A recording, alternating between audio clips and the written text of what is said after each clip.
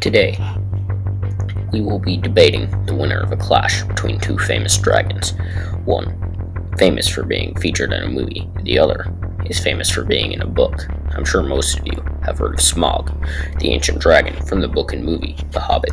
There will be much less of you that know what the dragon Shruikan is, but those who do must be reading a lot. Shruikan, from the inheritance cycle, is the second biggest dragon ever found or documented in this book series. The first aspect of these two dragons we will look at to see how they match up is their size and brute strength. If we look at the length of Smaug and his slender build, we see he is a whopping 130 meters, or 427 feet long.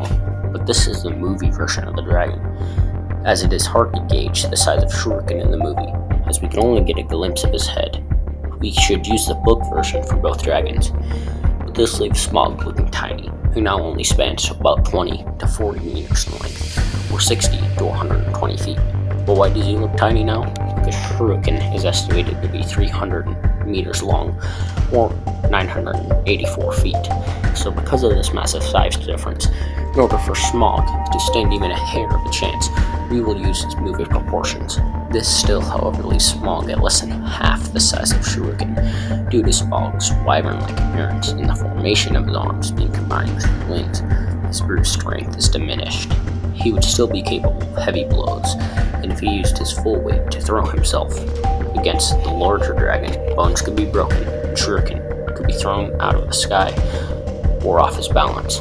But if we estimate Shurikan's strength, as his arms are separate from his wings, we see he could inflict heavier blows than this with just his arms.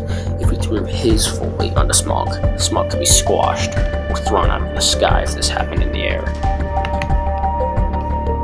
The next aspect of these beasts we will look over is their experience and overall intelligence. Smaug, having lost the previous edge in size and strength, may be redeemed here. He clearly is very intelligent, being capable of complicated conversations with humans. Smaug never actually fought another dragon during the movie, but as we know, dragons existed throughout his lifetime a lot. It was likely, at one point or another, he did fight another dragon. His age, however, at the point of his death, is 6,382 years old. Allegedly. This is not specified, but it is clear he was thousands of years old. Shruikan, on the other hand, is only a mere 105 years old. His master, Galbatorix, had stolen him and accelerated his growth.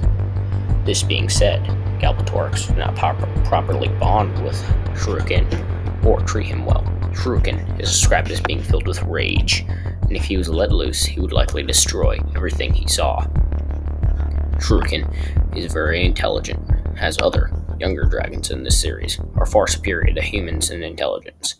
Shruikan, however, is blinded by rage, meaning he will likely act more with all of his abilities at once than with caution and strategy. But he actually has killed other dragons and fought humanity, as well as the Urgles, large ogre-like creatures more than capable of killing a dragon in large number. Shruikan, as well, seems to take pleasure in killing.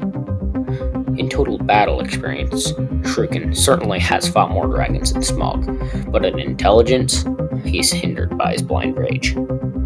For this, Smaug takes a slight edge.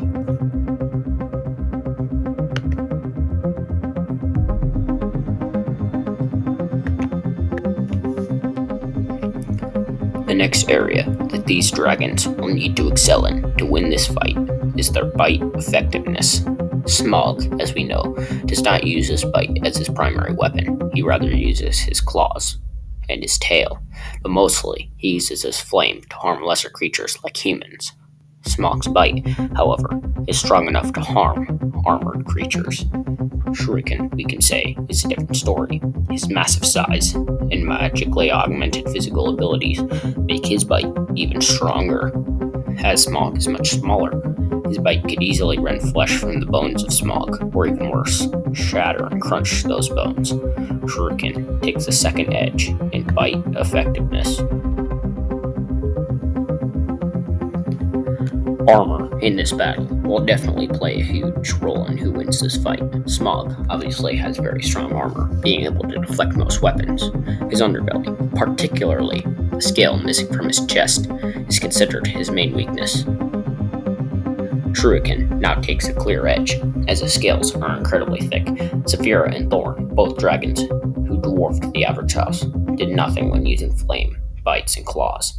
Shruikan, however, was only killed due to a highly magical weapon flying through his eye. His scales, however, are far from his greatest strength. He is endowed with magical protection that blocks flame, weapons, and almost any form of magical attack, or even the jaws of other dragons. These wards have been placed by Galbatorix, who has access to a dizzying array of energy sources that replenish themselves quickly. His energy store is nearly infinite, capable of destroying miles of stone. Shruikan takes an edge in this regard as well.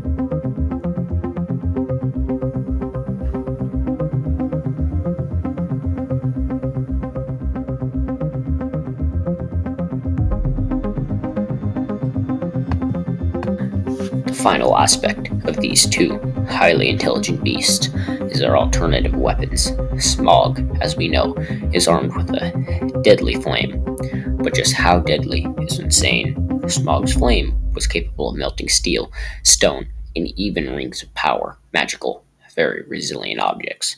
This is not his only weapon, as he is capable of using his tail as a very powerful whip. He could also use his claws efficiently, but Shuriken's wards would be more than capable of blocking every one of these attacks, including the flame. One thing that has killed heavily protected dragons in the inheritance cycle is a well-placed bite, or the use of a sword that is capable of bypassing wards due to magic. Now, onto Shuriken's weapons. Shuriken was more than capable of using his claws, tail, and flame as well. Shuriken's flame seems to be exactly as powerful as Smaug's due to his massive size and magically augmented abilities. Shuriken has one very important ability, though, that can kill most enemies. Shuriken, being a dragon from the inheritance cycle, is capable of using mental powers to take over others' minds, predict attacks, strategy, or even find weaknesses otherwise unknown. This power is not shared by Smaug, who did manipulate a human, but only in subtle actions. And this human had no resistance. This gives Shuriken the edge in alternative weapons.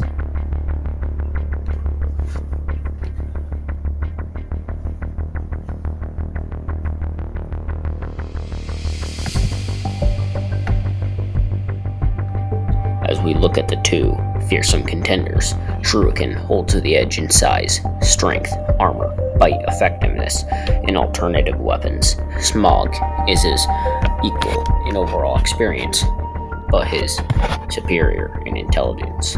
This fight would likely be started by both dragons feeling challenged and angry. Shuriken would likely open with a mental attack, disrupting the movements and thought process of Smaug.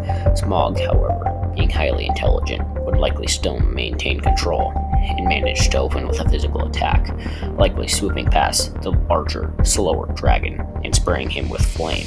Shuriken, despite the intense heat of this flame, would not be affected and turned to face Smaug, continuing his crazed mental barrage.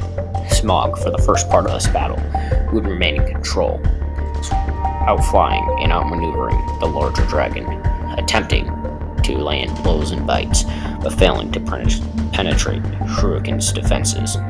Both dragons would fail to attack the other effectively until Smaug, after a long, tiresome fight, would begin to tire, and Shuriken, due to his magical augmentation, would still remain fresh and ready to attack. Shuriken, henceforth, would use his size to begin a physical assault, and he would knock Smaug out of the sky. His rage at being evaded would now boil over, and Shuriken would snatch Smaug and pin him to the ground.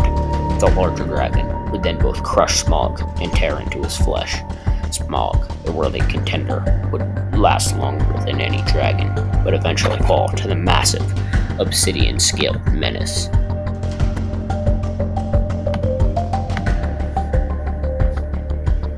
And of course, I must thank my viewers for watching.